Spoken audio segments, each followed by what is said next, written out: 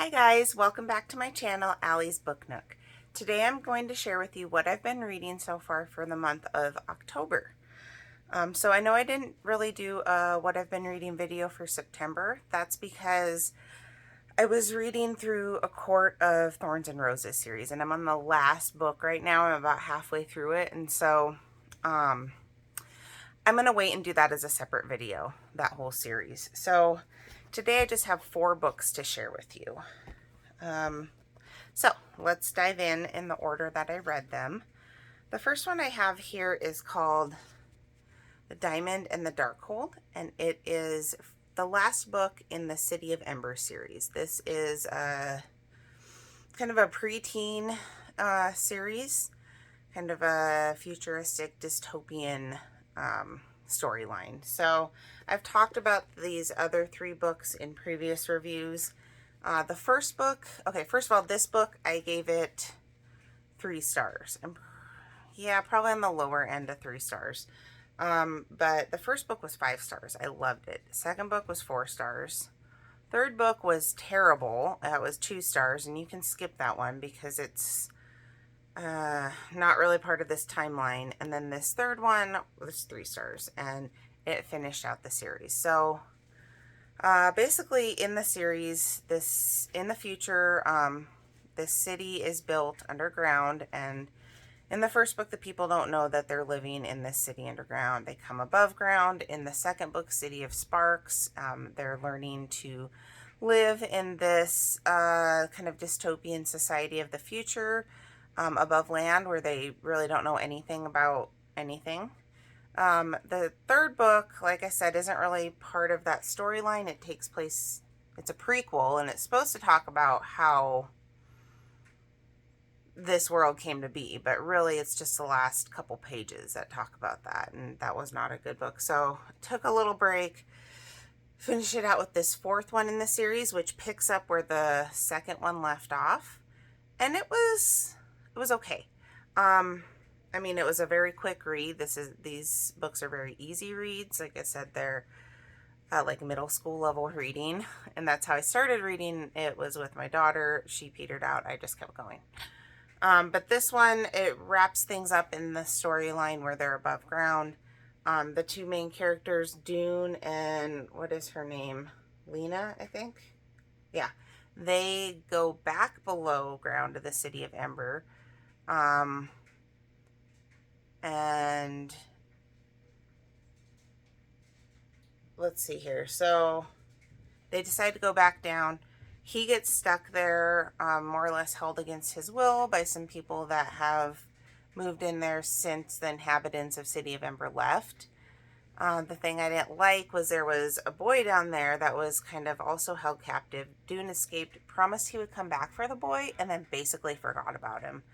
And his whole new civilization is coming down there, exploring, trying to find things. And he never even brings up, oh yeah, this boy was trapped here with these people that basically held me against my will. And that was like so frustrating because he's supposed to be like, a really thoughtful character that really cares about other people. And it was like, he didn't even bring this kid up, hardly. I just wanted to throw the book at the wall. I was so frustrated because it was a huge plot hole, which the third book had more plot holes in this, but that one, like, I don't know. I didn't like it at all. That character did come back towards the end of the book with the people that, like, kind of held him down there. And the city decided that they're good people, good enough people. They just were uncivilized, and so they got to go live in their society. That just kind of felt like it was just all rushed to put together to end the story. So, I'm glad I finished the series, but really I think the first book was by far the best. And I wouldn't read this one again. I would read the first one again, possibly the second. But I guess it was good to see how it all wrapped up, and they ended up finding a way to produce electricity, in this 4th book, which is something that they had in the first book and had to figure out how to bring into the new world above ground. So, yeah, 3 stars. It was okay. but that one part just really irritated me. Okay, I only read one thriller book.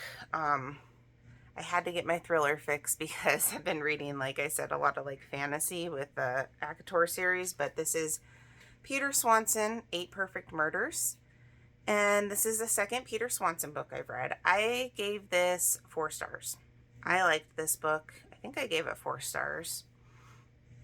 I like this better than the other book of his that I've read, which is probably more popular, The Kind Worth Killing.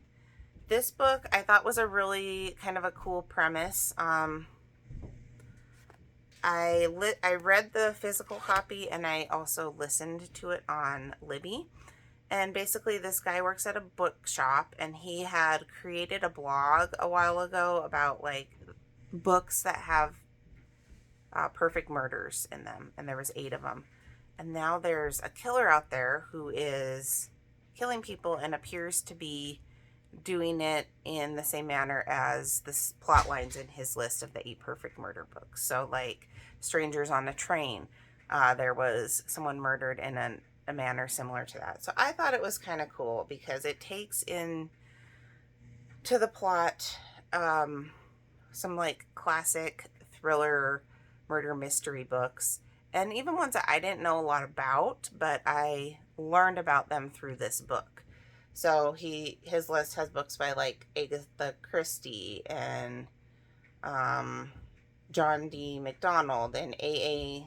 Milne. I'm probably not saying that right, but I thought it was fun. It was a good concept. There were some things in here that kind of reminded me a little bit of his other book that I read, The Kind Worth Killing. There were some parts in here that reminded me of that storyline, but I did still really enjoy this. I liked it more than that one. I think I will be keeping this for my collection for now, and I would probably read it again in the future. I mean, there's so many books. It's tough to say I'll actually go back and read it, but it was good, and I would recommend it. If you like thrillers, kind of classic murder mysteries, anything like that, I thought this was a really neat concept on that. Okay, the third book that I read is Big Little Lies by Leanne Morley, and I gave this 3 stars. And actually, 3 stars on Goodreads, but I recently downloaded an app called Fable, which is another reading tracking app, and you can do half stars, and so I think I gave this 3.5 stars on Fable. So this is the second Leanne Morley book. I listened to one like probably 10 years ago, The Husband's Secret, and I didn't finish it. I didn't really care for it. This one was better. This is kind of like a contemporary fiction book, but it does have a killing that occurs. You know that from the beginning. Someone dies. You don't know if they're murdered, what happened, but you know from the beginning that someone dies. You don't know who, but there's like excerpts of police interviews with witnesses at the time. And so those are going on throughout the book as you read through the story. So she's an Australian author, and so a lot, I don't know if all her books take place in Australia, but a lot do, and this one did.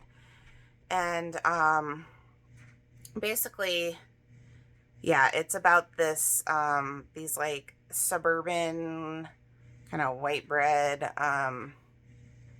people that live this perfect life, and they're like, you know, the moms in this school, the parents in this school, and how they actually have all these kind of petty dramas at school, but they also have some things that are going on in their personal lives that are not as perfect as people think. And there are some deeper issues in here that the author addresses. Abuse in a relationship, physical, spousal abuse, that type of thing. There's a little bit of other stuff that's a little bit darker in here. And it weaves its way into the story of this, you know, you think it's this perfect community and there's all this stuff going on. And so it's called Big Little Lies, because of everything that happens behind the scene and how it all accumulates to what we know is the death of someone. We just don't really know who or when or how until the very end. Well, we know when, but we don't know how or anything. So yeah, this was entertaining. It was kind of fluffy, nothing too deep. Although, like I said, she does incorporate these serious topics in here, but it also has humor and lightheartedness and stuff like that. So it was fun. I enjoyed it. I have had this book for a while, but I actually read it mostly through ebook on a vacation that I was on, because there was a lot of like downtime, and I read it on my phone. I brought my Kindle, I brought books, but it's funny how I feel like today in society, if you bust out a physical book and start reading it, that's like, people are like, what are you doing? Or if you, even a Kindle or something, an e-reader, but they don't really think anything of you staring, apparently, mindlessly at your phone for hours. So, that's what I did, but I wasn't staring mindlessly. I was reading this book, and yeah, I liked it. It was fun. I liked it better than The Husband's Secret. I do have a couple other of her books in my collection that I do plan on reading, and it was just a fun little change here.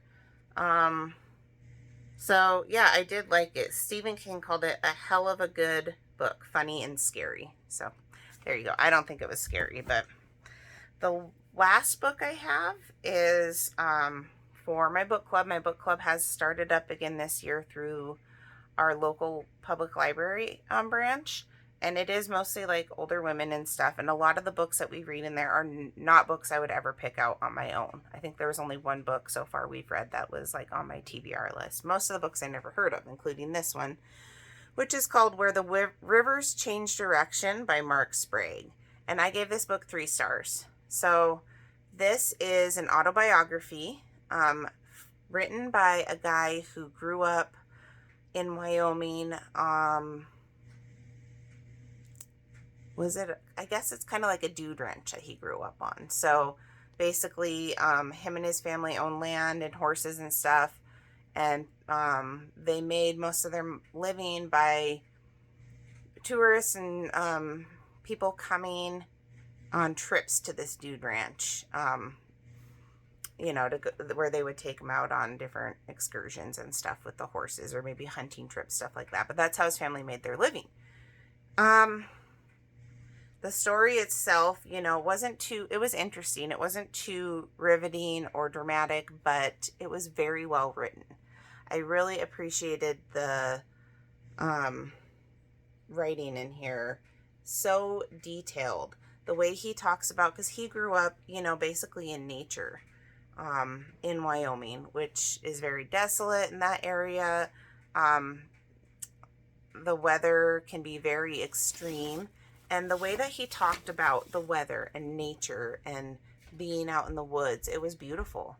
It really was. Like, you could picture yourself, like you could, he talks about the smell of the ground, and you can almost like smell that. You can almost picture that scene with the water and all that. And I mean, yeah, it was beautifully written. So it almost read like the prose was kind of like poetic, I guess. It's not a poetry book, but yeah, it was good. And it was not something I would normally ever read. I never heard of this. It has good ratings like on Goodreads, Amazon stuff, but I think it's just, not a huge novel or anything, not like a commercialized book. So I just read the physical copy. I mean, I couldn't find a digital or an audio copy anywhere, but it was good. I think I would recommend this just for something different. And if you're just really feeling like a book that connects you to nature, or maybe, this type of lifestyle, yeah, that was a good book. So that's all I have for you right now. Like I said, I'm finishing up a quart of Thorns and Roses series. So I'm about halfway through the last book. I will be talking about that in its own video. And then I'm also have a couple other books in the works here. My reading goal this year was 50 books, which that's, you know, as I'm getting back into reading, this year, last year, the last few years, that wouldn't have been attainable. But this year, yeah, I'm at 47 so far finished, so I only have 3 more to go. And I'm pretty sure I'm going to be able to meet that. I am going to meet it. I'm going to do what I need to do to meet that goal. But I'm hoping to get, I'm kind of craving another thriller. Thrillers have been my jam this year, and I haven't, but you know, with these, there was one thriller, and then all of the fantasy that I've been reading with the ACOTAR series. I have some thrillers I want to read. My friend also got me the first Bridgerton book for my birthday. So I plan on reading that too. I think it's a series of standalone stories, I believe. So anyway, let me know your guys' thoughts. Have you read any of the books I've just talked about? Any of the books I just reviewed? What have you been reading? And is there anything